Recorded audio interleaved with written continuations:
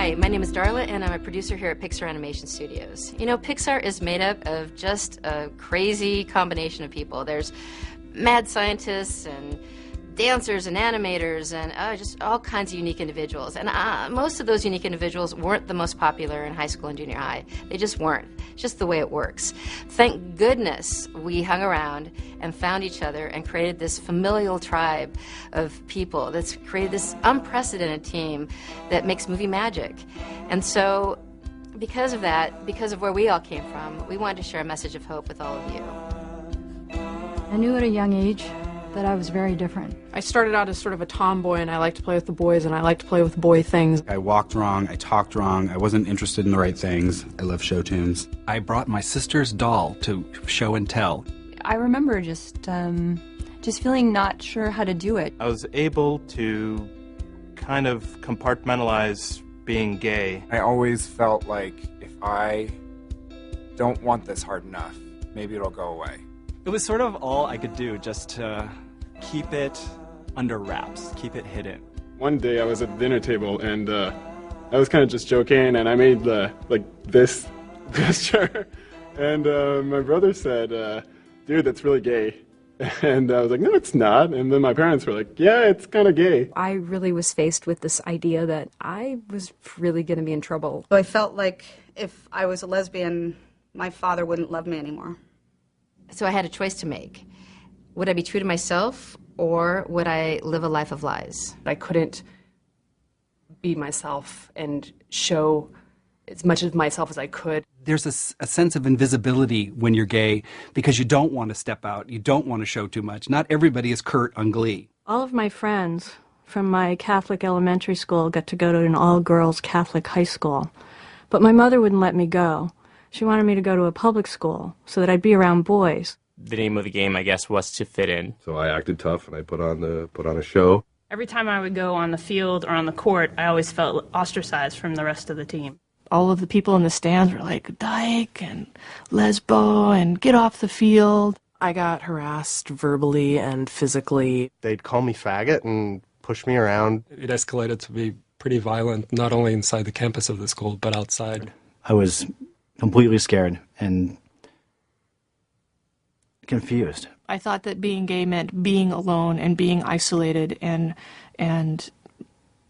constantly living in fear. It got to a point where I was just so scared of everything and of everyone that I wouldn't actually talk to anyone. And that was a very, very terrifying and just really, really sad feeling. I didn't want to be alone. I didn't know what to do. I didn't know how to make sense out of the world. I felt full of self-hatred. I started getting these thoughts that if I'm not around, no one would really miss me, no one would really care. Someone interrupted me from jumping off the roof of my dorm. I am so grateful to that person today because things got so much better and I wouldn't have known it if they hadn't stopped me. I would have missed so much of my life. I would have missed an entire future that was genuine. I would have missed an authentic way of living. And making your own friends for the first time. Making art, discovering new music.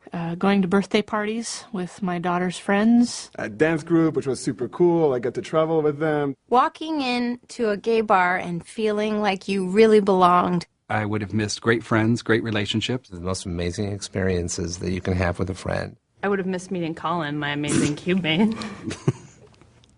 I would have missed my nieces being born, who are the cutest things ever. Finding my dream job, finding my dream city, finding my dream partner. The first time I ever got to dance with my boyfriend in public. Meeting the love of my life. Meeting my wife. Getting to experience what that kind of relationship is like. I don't think I'd be as close to my family now. I wouldn't have, seen my mother come around. When my mom and I talked about it, I felt this huge sense of relief. You feel it. You're not just saying it inside your head. You're actually feeling it right here. That blew me away. Coming out was just like the beginning. My life was the kind of life I didn't even know was an option. I finally started thinking about what being gay was going to be for me. I just started by realizing that I had to love myself first. And it took a lot. I think it just took time. I found a new me, and it was the right me this time. I started to find that I wasn't alone, and my situation was not that different. I started to meet people who gave me so much acceptance and love. People that I would have completely missed out on had it not been for the fact that I was gay. I got to get married to the love of my life. We just made 6 years last week, and we have a cat, and we have a lovely little one-bedroom place that is ours, and I get to walk up those 9 steps and open the door and know that he's home, and I get to kiss him and hug him when I walk in the door, and that brings me so much joy. It's been one of the biggest blessings of my life. I've met such wonderful people. It's made me such a stronger person to be gay, and there's nothing I would do to change that now. Don't let anyone tell you you're less than zero just because you're gay. There are lots of people out here who care about you and want to see you live. So please stay strong and stay in it. It gets better. Tell yourself over and over again that you're okay, because you are.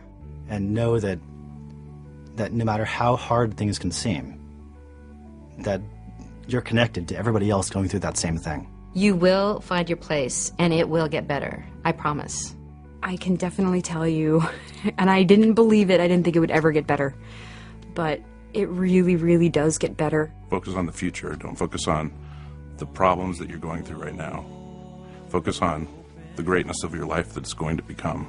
Find someone, anyone that you can confide in, that you think will support you and help you and love you unconditionally. And if that person is not helpful, then drop them immediately and go to another person. Know that somewhere out there you can make a connection with someone else who feels just like you do, or similar to how you do, and wants you around, and wants to give you a big hug and tell you that everything's all right and that it does get better. If I could just come through the screen right now and just give you a big hug and tell you it gets better, I would totally do that. I promise you that it not only gets better, but it's so much more than you could possibly imagine. It is so beautiful, the things that life has waiting for you. It will get better. It gets better. It gets better. It gets better. It gets better. It gets better. It gets really better. Everything gets better. It gets better. It gets great.